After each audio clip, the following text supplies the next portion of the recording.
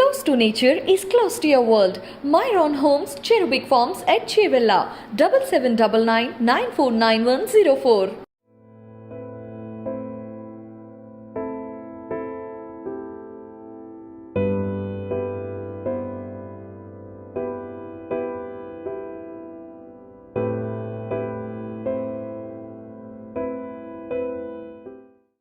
నమస్తే, welcome to iDream.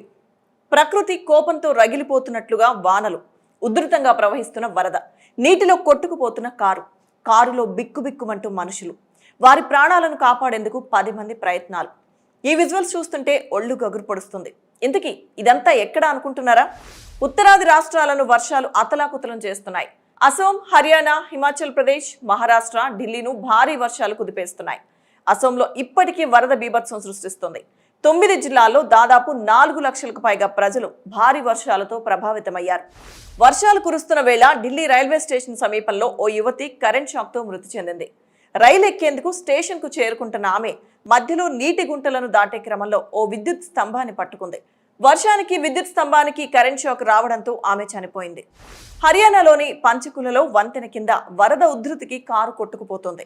అందులో మహిళ ఉండగా ఆమెను కాపాడేందుకు స్థానికులు అనేక ప్రయత్నాలు చేశారు.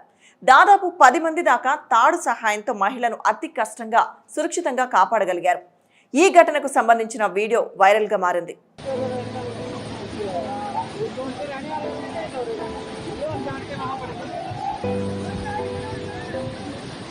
ఈ వరదల కారణంగా దాదాపు ఇప్పటికే 100 గ్రామాలు నీట మునిగాయి.